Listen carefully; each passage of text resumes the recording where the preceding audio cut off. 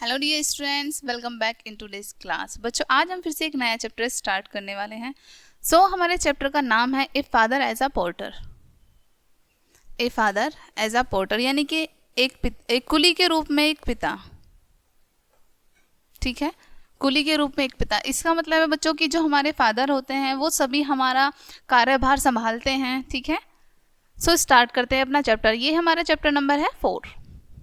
Someone who works in an office rather than an factory is known as a person who has a white collar job। यानी कि जो व्यक्ति किसी कारखाने की बजाय किसी ऑफिस में काम करता है, यानी कि किसी फैक्ट्री की बजाय किसी ऑफिस में काम करता है, उस व्यक्ति को ए वाइट कॉलर जॉब वाला पर्सन कहते हैं। ठीक है, यानी कि एक प्रशासनिक कार्य करने वाला व्यक्ति कहते हैं। If such a person were to travel should he get a porter to carry his luggage simply he because he hold a non manual job। यानी कि यदि इस प्रकार का कोई व्यक्ति यात्रा करता है तो उसे अपना लगेज उठाने के लिए, अपना सामान उठाने के लिए एक कुली की आवश्यकता होती है। ठीक है, एक पोर्टर की आवश्यकता होती है। उसी प्रकार जैसे एक नॉन मैनुअल जॉब वाला व्यक्ति होता है, यानी कि जो शारीरिक श्रम ना करके मानसिक श्रम करते हैं, जैसे कंप्यूटर पे जॉब वगैरह होती है ना, वो मानसिक श्रम होती है। ठीक है, तो इस प्रकार के जो व्यक्ति जॉब करते हैं उन्हें नॉन मैनुअल जॉब वाला व्यक्ति कहा जाता है। After spending a rather relaxing Sunday at home, यानी कि जिस प्रकार से आप एकदम संडे जो होता है उसे रिलैक्सिंग रूप में बिताते हैं। ठीक है, एकदम रिलैक्स होकर आप स्पेंड करते हैं संडे को।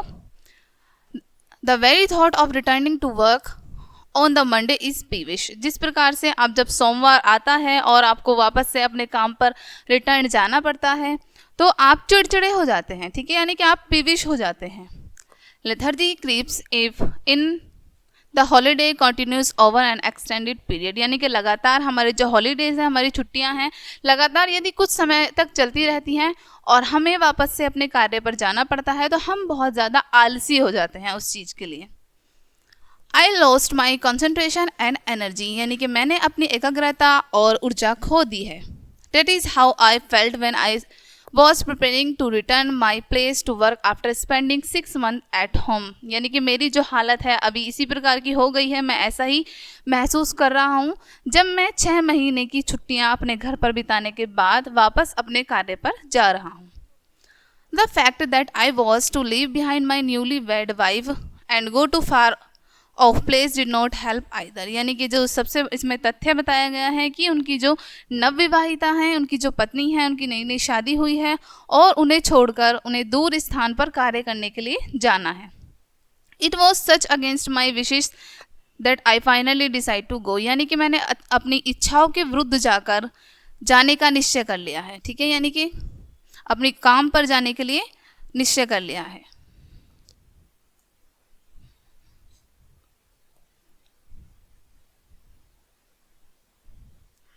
आई did not have much to carry, यानी मैंने बहुत अधिक सामान अपने साथ कैरी नहीं किया है। जस्ट आ ट्रंक, सिर्फ एक संदूक लिया या फिर एक बक्सा लिया है। Hours is a hilly terrains without any motorable roads and there was no certainty that we have ever going to have any roads। यानी कि हमारे जो यहाँ के रोड हैं वो मोटरेबल रोड नहीं है, यानी कि उन पर कोई भी गाड़ी नहीं चलती। ठीक है, और हम सबको ऐसे ही पैदल जाना पड़ता है। If any cases while coming home do not carry bidding, यानी कि यदि हम किसी कारणवश अपने घर वापस आते हैं और अपने घर से हम जाते हैं तो हमें अपना बेड, अपने यानी कि अपना बिस्तर साथ लेके जाना पड़ता है। My marriage had been arranged according to the custom of our tribe society. यानी कि मेरी जो शादी हुई है वो हमारी कस्टम के अनुसार हुई है, यानी कि हमारे आदिवासी में जो भी संस्था चलती है उसके अनुसार हुई है। Time past and 5 months after my marriage, यानी कि समय बीतता गया और मेरी शादी को 5 महीने गुजर गए। I realized it initially I thought of extending my leave even taking unpaid leave. यानी कि मुझे ऐसा लगता है कि मुझे अपनी छुट्टियां और बढ़ा देनी चाहिए, चाहे वो मुझे अनपेड हो, यानी कि चाहे उनके मुझे पैसे मिले ना। But after some delay in taking decision, यानी कि अपने डिसीजन को डिले करते हुए, देरी करते हुए, आई फाइनली डिसाइड अगेंस्ट इट, मैंने अपने डिसीजन को अपने अगेंस्ट लिया, यानी कि मैंने जाने की मन बना लिया। Because marriage had to increase my responsibilities and I had to go in depth, यानी कि क्योंकि जो शादी के कारण मुझे मेरे ऊपर बहुत सारी रिस्पॉन्सिबिलिटीज़ आ गई हैं, जिम्मेदारियां आ गई हैं और मैं बहुत ज़्यादा कर्जे में डूब गया हूँ।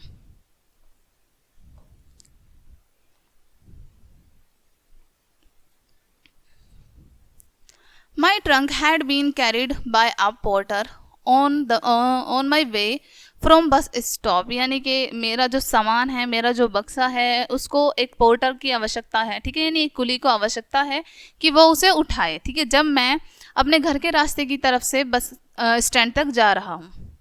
We could not find any one who help me to carry trunk to the bus stop the biggest problem, यानी कि जब मैं बस स्टॉप की तरफ से जा रहा हूँ तो मुझे कोई भी कुली नहीं मिला मेरा सामान उठाने के लिए। यह है मेरे लिए सबसे बड़ी परेशानी है। At another time of the year, यानी कि समय में, जब अलग अलग समय पर, साल के अलग अलग समय में, we would have easily found someone to help, but now most of the villagers were busy in the fields and nobody has spare time for me. लेकिन अब इस साल के बीच में लोग सभी अपने अपने कार्यों में व्यस्त हैं, सभी गांव वाले अपने अपने फील्ड्स में यानी अपने अपने खेतों में कार्य कर रहे हैं और किसी के पास भी मेरे सामान को उठाने के लिए इतना समय नहीं है। In fact carrying the trunk should not have been such a worry for me, यानी कि यहाँ तक कि जो मेरा सामान है उसको उठाने में मुझे कोई परेशानी नहीं है, except that my education had made me shun physically labour. यहाँ तक कि मेरी जो शिक्षा है उसने मुझे फिजिकली लेबर बना दिया है, ठीक है, यानी शारीरिक रूप से श्रमिक बना दिया है, क्योंकि मैं ऐसा नहीं कर सकता। After all I was government officer, यहाँ तक कि बताया गया है कि मैं एक गवर्नमेंट ऑफिसर था। And I decided to people seeing me carry on my luggage, और मुझे लगा कि यदि लोग मुझे देखेंगे कि मैं अपना स्वयं का सामान खुद उठा रहा हूँ, वॉज नॉट ऑल अम्यूजिंग, यानी कि किसी को भी मनोरंजक नहीं लगेगा, किसी को भी अच्छा नहीं लगेगा। Otherwise for a young man like me, वो कहते हैं वरना मेरे जैसे युवा के लिए, it should not have been an issue to carry 20 kilo chest on my back, यानी कि मेरे जैसे युवा के लिए 20 किलो वजन उठाना कोई भारी बात नहीं है। My father came up with a solution finally, मेरे पिताजी अंत में एक सॉल्यूशन के साथ आए। Don't worry I myself see you off are Dirang, यानी कि चिंता मत करो, मैं खुद तुम्हें दिरांग तक छोड़ दूंगा। How could I allow my old father to carry my trunk, मैं अपने बूढ़े पिता को अपना सामान उठाने कैसे दे सकता था। वॉट वुड पीपल थिंक, लोग क्या सोचते। वॉट वुड दे से, लोग क्या कहते हैं। यहाँ पर ये कह रहे हैं कि मैं अपने बूढ़े पिता को कैसे सामान उठाने दे सकता था अपना, लोग क्या सोचते उस बारे में और लोग मेरे बारे में क्या बोलते। But I failed to dissuaded him, लेकिन मैं उन्हें मना नहीं कर सका। It was decided that father would carry the chest, यानी कि अंत में यह निर्णय लिया गया कि मेरे जो पिताजी हैं वो मेरा सारा सामान उठाएंगे। He was used to carry luggage anyway, हालांकि उन्हें सामान उठाने की आदत थी। The whole time I was in dilemma, और पूरे समय उन्होंने ही मेरा सामान उठाया और मैं बहुत ज़्यादा शर्मिंदगी में रहा। The day I was to leave, यानी कि जिस दिन मुझे जाना था, a large crowd gathered our place, यानी कि हमारे स्थान पर बहुत भीड़ इकट्ठी हो गई थी। People had to come to wish me luck, लोग मुझे बधाई देने आ रहे थे। इट वॉज 10:20, यानी कि 10:20 हो चुके थे। When I left for Dirang, यानी कि जब मैं दिरांग के लिए निकला। My father had already left, मेरे पिताजी पहले ही जा चुके थे। As I had to do a bit of catching up, और मुझे उन्हें जल्द से जल्द ही पकड़ना था। आई वॉकड फास्ट, इसलिए वो तेज तेज चले। Catch up with my father there 3 kilometres down to the road, यानी कि वो जल्दी जल्दी चल के उन्होंने अपने पिताजी को पकड़ लिया और उन्हें वहाँ पर 3 किलोमीटर तक वो चल चुके थे, 3 किलोमीटर तक वो नीचे उतर चुके थे। ही सैड यू आर लेट, यानी कि उनके पिताजी कहते हैं उनसे कि तुम लेट हो, तुम देरी से आए हो। Would you like to rest for some times, उनसे पूछते हैं कि क्या तुम थोड़ी देर विश्राम करना पसंद करोगे।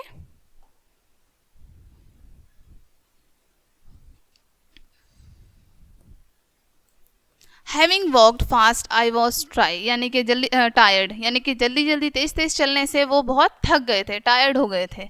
Moreover, I had to cross 2 hills on the way up up to the spot, यानी कि उन्हें 2 पहाड़ियाँ चल के नीचे, वो 2 पहाड़ियाँ चल के आ चुके थे। I quickly set down on a rock, और वो तुरंत जल्दी ही एक पहाड़ पर बैठ गए, यानी कि एक रॉक, एक पत्थर पर बैठ गए। My father laughed at my plight, और मेरे पिता मेरी दुर्दशा पर हंस रहे थे। So this little distance has tired you, इस छोटी सी दूरी ने तुम्हें थका दिया है।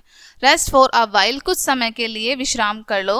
But we have to be time for the bus, लेकिन हमें बस के लिए समय पर निकलना है, बस को हमें समय पर पकड़ना है।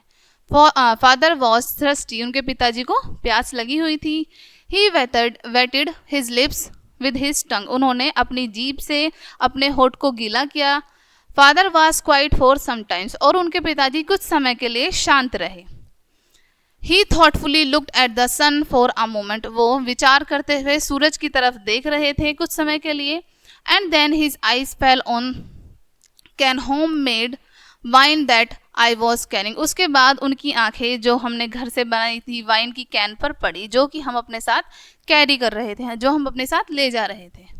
So this was the picture, my father carrying my luggage on his back and following him with a tiny bag in my hand, और ये जो पिक्चर मैं बता रहा हूँ इस तरह की पिक्चर थी कि मेरे पिताजी मेरा सामान उठाकर अपनी पीठ पर ले जा रहे थे, और मैं उन्हें फॉलो कर रहा था, उनके पीछे चल रहा था। मेरे हाथ में एक छोटा सा बैग था। I gave him the can wine, मैंने उन्हें उस कैन की वाइन दी। He poured himself a mug and handed me the can, उन्होंने खुद से ही एक मग में वो वाइन की और उसकी कैन को मुझे वापस लौटा दिया। He drank all of it one and go, उन्होंने एक बार में ही वो सारी पी ली और चलने लगे। He then arrange the belt and then was attached to the trunk carefully on his forehead, उन्होंने एक बेल्ट ली और उन्होंने उसको अपने फोरहेड से अटैच किया, यानी कि अपने माथे से बांधा, और वो चलने लगे ध्यानपूर्वक। We were taking up a narrow hills, यानी कि उन्हें अब संकरी पहाड़ियों पर संकरी रोड पर चलना था। And neither of us uttered our word as if we are strange who spoke different language, और हम दोनों में से कोई भी बात नहीं कर रहा था, यहाँ तक कि हम में से किसी ने एक शब्द भी नहीं कहा। हमें ऐसा लग रहा था जैसे कि हम दोनों स्ट्रेंजर्स हैं, यानी कि हम दोनों अजनबी हैं और हम दोनों कुछ अलग ही भाषा में बात कर रहे हैं, डिफरेंट लैंग्वेज में ही हम बोल रहे हैं। I wanted to tell my father that I would like to carry my trunk myself, यानी कि मैं चाहता था कि मैं अपने पिताजी से कहूँ कि मैं अपना सामान या फिर अपना ट्रंक खुद उठा सकता हूँ, खुद उठा के चल सकता हूँ। But my guilt and shame did not allow me to do, लेकिन मेरी गिल्ट और शेम ने मुझे ऐसा करने नहीं दिया। This self consciousness had probably do to with my education, यानी कि इस सेल्फ कॉन्शियसनेस के वजह से ही और मेरी एजुकेशन मेरे बीच में आ रही थी। The white collar job that I had, यानी कि जो मेरे पास एक प्रशासनिक जॉब थी, वाइट कॉलर जॉब कहा गया है जिसको, और क्वाइट सिंपली माई प्राइड, और मुझे अपनी उस जॉब पर गर्व था। आई did not know what was going on his mind, मुझे नहीं पता था कि उनके मस्तिष्क में क्या चल रहा है। फ्रॉम टाइम टू टाइम, समय समय पर, it crossed my mind that I was improper for me let father carry the struggle, समय समय पर मेरे मस्तिष्क में पता नहीं क्या चल रहा था, और जैसे ही हम आगे बढ़ते जा रहे थे मेरे मस्तिष्क में आ रहा था कि मैं अपने पिताजी से कहूँ कि मैं अपना सामान स्वयं उठा सकता हूँ। Somehow I had the feeling that if I carried the luggage myself, मेरे अंदर फीलिंग्स आ रही थी कि मैं अपना सामान, अपना लगेज खुद उठा लूँ। My father and my people, in fact, the whole world laugh at me and I would be belittled, ठीक है, यानी कि मेरे पिताजी और पूरा संसार और लोग बाग मुझ पर हंसेंगे।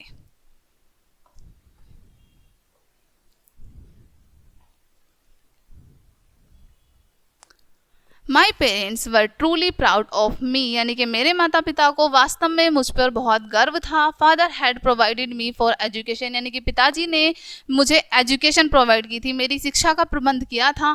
And I had been able to realise his dreams, और मैंने उनके सभी सपनों को साकार किया था। It was thought me that they had earn a greater degree of administration and respect from the villagers, यानी कि मेरे ही कारण उन सभी को गांव वालों की तरफ से बहुत सम्मान और प्रशंसा मिली थी। My father would not like to see me carrying a trunk on my back and would be very hurt if I did so. यानी कि मेरे पिताजी मुझे सामान नहीं उठाने देते और यदि मैं उठाता तो उन्हें बहुत ज़्यादा दुख होता, ठीक है, और मैं उन्हें हर्ट नहीं करना चाहता था. I concluded that it would be better to let him carry it. मैंने निश्चय किया कि यह अच्छा होगा कि वो इस सामान को स्वयं ही उठाए. He was stronger and more skilled than me in these matters. यानी कि वो इन सभी मामलों में मुझसे अधिक शक्तिशाली और कुशल हैं. I had never got used to physically labor having stayed in hostels right from my childhood. मैंने इससे पहले कभी भी कोई शारीरिक श्रम नहीं किया था क्योंकि मैंने अपना पूरा जीवन एक हॉस्टल में गुजारा था. बिकॉज ऑफ दैट, इसके कारण, in spirit of my youth and strength, यानी कि इसके कारण ही मेरे अंदर बहुत अधिक शक्ति नहीं थी. आई वॉज फिजिकली यूजलेस, मैं शारीरिक रूप से बेकार था. I continue walking silently with father, मैं लगातार अपने पिताजी के साथ शांति से चल रहा था. वी हार्डली टॉक्ड, हमने मुश्किल से ही बात की. Even though we rested at 2 places on the way and had our tiffin, यानी कि हम रास्ते में 2 स्थानों पर रुके भी और हमने अपना लंच भी खाया, अपना टिफिन भी खाया. वी रीच्ड दिरांग फाइनली, और अंत में हम दिरांग पहुंच गए.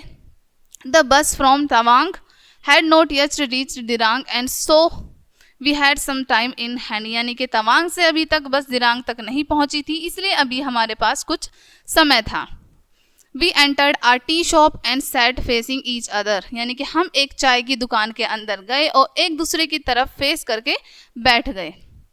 फादर अपेयर टायर्ड, यानी कि पिताजी थके हुए दिख रहे थे. I felt sorry for him but couldn't bring myself to say anything, मुझे उन पर बहुत बुरा लग रहा था, मुझे उनके लिए बहुत बुरा लग रहा था, लेकिन मैं उनसे कुछ भी नहीं कह सका.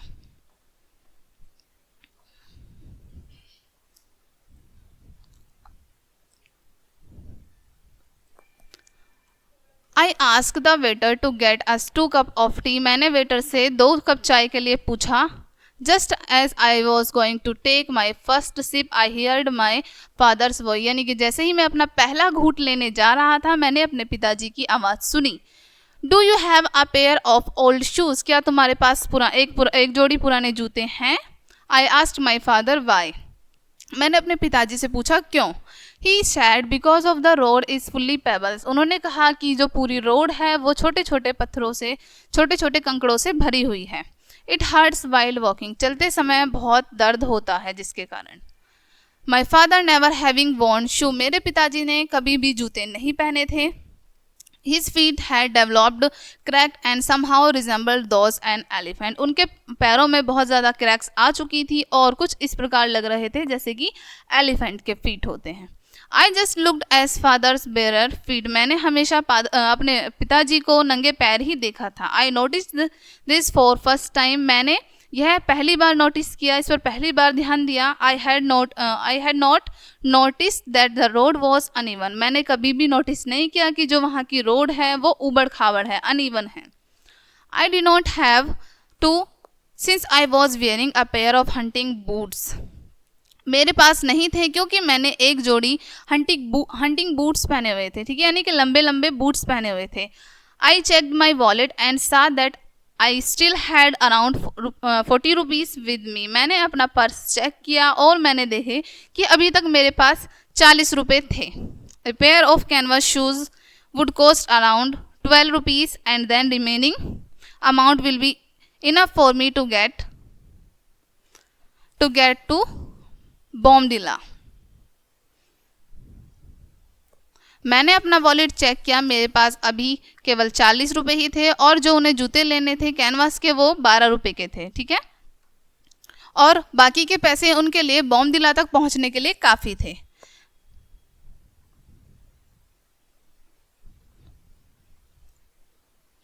Give me an old pair my father protested, मेरे पिताजी जिद करने लगे कि मुझे तुम्हारे पुराने जूते चाहिए. You don't have spend money on new shoes, तुम्हें नए जूतों पर पैसे खर्च करने की कोई भी आवश्यकता नहीं है। I could not convince him to buy a new pair, मैं उन्हें नए जूते खरीदने के लिए नहीं कन्वेंस कर पाया, नहीं मना पाया। Reluctantly I give him the hunting boots I was wearing, फिर मुझे उन्हें अपने जूते ही देने पड़े, हंटिंग बूट्स ही देने पड़े जो मैंने पहने हुए थे। I then took out my pairs leather shoes from the trunk, मैंने एक लेदर शूज़ निकाले अपने संदूक में से, ठीक है। And notice my father's face lightning up with contentment, और मैंने अपने पिता के फेस को देखा, उनका फेस एकदम लाइटनिंग अप हो गया था, यानी कि एकदम चमक उठा था। Suddenly he looked at me and said take care write to us, यानी कि अचानक से उन्होंने मुझे देखा, अपना ध्यान रखना, और मैंने ऐसा लिखा। Father wanted to say something but the bus had started moving, यानी कि पिताजी मुझसे कुछ कहना चाहते थे लेकिन तब तक बस चलना शुरू हो गई थी। I saw my father receding into the distance, मैंने देखा कि मेरे पिताजी काफ़ी दूरी तक आए। I saw that the road had come by looked like a giant motionless rope, मैंने उस रोड को देखा, वह एक नीरस रस्सी की तरह लग रही थी। Father would use the same road to go back, यानी कि पिताजी को उसी रोड से वापस जाना था जिस रोड से हम आए थे। Simultaneously our journey starts in two opposite direction, हमारी जो जर्नी है वो दो विपरीत दिशाओं में शुरू हो गई थी। With me seated in luxurious seat of a bus and father walking back with weary legs on the pebbles stone road, यानी कि मैं एक लग्जरी सीट पर बैठकर जा रहा था और वहीं पिताजी को वापस फिर से उस कंकड़ भरी पत्थर भरी रोड से वापस जाना था। सो बच्चों, ये था आपका आज का chapter. Now we will read, let's give a thought. ठीक है, फर्स्ट है यहाँ पर one should not discriminate people on the basis of work they do, यानी कि हमें कभी भी किसी भी व्यक्ति को उनके कार्य के आधार पर भेदभाव नहीं करना चाहिए। ठीक है, किसी भी व्यक्ति के साथ हमें उनके कार्य के आधार पर भेदभाव नहीं करना चाहिए उनके साथ। सेकेंड है children should be grateful to their parents who sacrifice their happiness for the sake of their children, यानी कि बच्चों हमें हमेशा अपने माता पिता का आभारी होना चाहिए क्योंकि उन्होंने हमारी खुशियों के लिए अपने जीवन का बलिदान कर दिया। ऑलवेज रिमेंबर, फर्स्ट है यहाँ पर parents are embodiment of love and invaluable treasure, यानी कि माता पिता प्रेम और प्रेम की मूर्ति हैं और एक अमूल्य निधि हैं। ठीक है, एक इनवैल्यूएबल ट्रेजर है। सेकंड है education teach equality not discrimination, यानी कि शिक्षा हमें समानता सिखाती है, भेदभाव नहीं। ठीक है, सो बच्चों, ये था आपका आज का चैप्टर। आई होप ये चैप्टर आपको काफ़ी अच्छे से क्लियर हुआ होगा और इस चैप्टर को काफ़ी अच्छे से पढ़िएगा। मिलते हैं नेक्स्ट वीडियो में, और ये वीडियो देखने के लिए आप सभी का बहुत शुक्रिया।